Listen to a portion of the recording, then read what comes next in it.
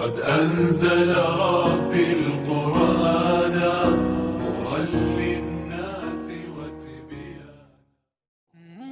Syekh Abu Said Abul Khair. Syekh Abu Said Abul Khair, salah satu sufi penyair Persia generasi awal. Dilahirkan tahun 357 Hijriah atau 967 Masehi, di desa Meyana, Khurasan Raya. Syekh Abu Said Abul Khair berpendapat, seorang sufi sejati biasa berada di antara orang-orang, makan dan tidur bersama mereka, membeli atau menjual sesuatu di pasar, dia menikah dan kadang bercinta, namun dia tidak pernah melupakan Tuhan. Dikisahkan pada suatu hari ada seorang lelaki muda yang hendak berguru kepada Syekh Abu Said Abul Khair. Di mana kala itu sang Syekh sudah amat populer dengan berbagai pengetahuan dan karomah yang dianugerahkan Allah Azza wa Jalla kepadanya. Konon rumah guru sufi tersebut berada di tengah-tengah padang pasir. Ketika lelaki muda itu sampai di rumahnya, Syekh Abul Khair kedapatan tengah mengaji. Tatkala Syekh Abul Khair membaca surat Al-Fatihah, ada bacaan yang menurut lelaki muda ini keliru dalam pelafalan mahrajnya. Sehingga ia menilai bahwa Syekh tersebut kurang fasih dalam membaca ayat Al-Quran. Sehingga muncullah keraguan dalam dirinya untuk berguru, sebab ia menilai bahwa bagaimana mungkin ia berguru kepada seseorang yang bacaan surat Al-Fatihahnya saja keliru. Kemudian lelaki muda itu pergi saja tanpa permisi. Namun, tidak begitu jauh setelah ia keluar dari pekarangan rumah sang Syekh, ia langsung dijegal oleh seekor singa padang pasir yang besar dan buas. Karena disergap oleh rasa takut yang hebat, lelaki muda itu mundur beberapa langkah. Akan tetapi rupanya di belakang juga sudah hadir seekor singa padang pasir lain yang menghalanginya. Sadar dirinya dalam bahaya yang akut dengan jalan pikiran yang sudah buntu, akhirnya lelaki muda tersebut menjerit sekeras-kerasnya. Sontak Abu Said yang tengah mengaji mendengar teriakan tersebut langsung berlari keluar.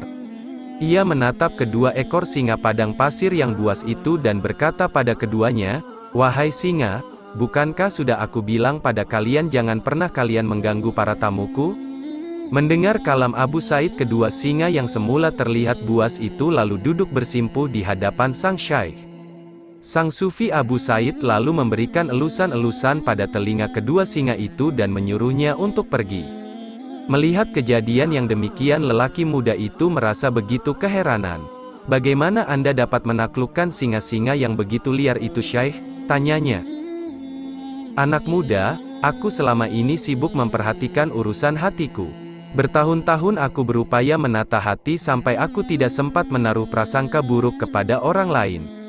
Untuk kesibukan yang kujalani dalam menaklukkan hati ini, Allah Azza wa Jalla telah menaklukkan seluruh alam semesta kepadaku. Termasuk semua binatang buas yang ada di sini dan singa padang pasir yang buas tadi kau lihat, semua tunduk kepadaku," jelas Abul Khair. Lelaki muda itu hanya termangu dengan penuh rasa malu. Namun, di sisi yang lain ia begitu terkagum-kagum karomah yang diberikan Allah Azza wa Jalla kepada Syekh Abu Said. "Engkau tahu kekuranganmu, wahai anak muda?" kata Abul Khair. "Tidak wahai Syekh," jawab lelaki muda itu. "Selama ini engkau terlalu disibukkan memperhatikan hal-hal yang lahiriah hingga nyaris lupa memperhatikan hatimu sendiri, karena itu engkau takut kepada seluruh alam semesta," jelas Abu Said. Lelaki muda itu akhirnya mengurungkan niatnya untuk pergi. Dia memantapkan hati untuk menjadi murid Syekh Abul Khair. Ada beberapa hikmah yang bisa kita petik dari kisah kebijaksanaan dari seorang wali Allah Abu Said Abul Khair di atas. Beberapa dari kita kerap terjebak dalam buruk sangka yang instan, sehingga melahirkan berbagai justifikasi, pengadilan, pelabelan gelap yang sangat berbahaya pada seseorang. Hal ini bisa kita lihat dari bagaimana kali pertama lelaki muda tadi tatkala mendengar Abu Said mengaji. Bisa jadi saat itu ia keliru dalam mendengar. Atau bisa jadi kala itu Abu Said sedang tanpa sengaja keliru makraj. Pun bila memang benar keliru, mestinya ia memakai adab bertanya memohon penjelasan. Bukan justru malah menarik kesimpulan sepihak yang sempit lagi keliru. Selanjutnya Syekh Abu Said mengabarkan kepada kita bagaimana ia menghabiskan banyak dari hidupnya untuk riyadhah menata hati. Di mana menata hati ini adalah proses yang sangat sulit dan begitu terjal. Orang yang berhasil bersahabat dan merawat hatinya dengan kebaikan dan kesucian, maka ia akan memanen berbagai kemuliaan atas taufik dan keridhaan Allah Azza wa Jalla.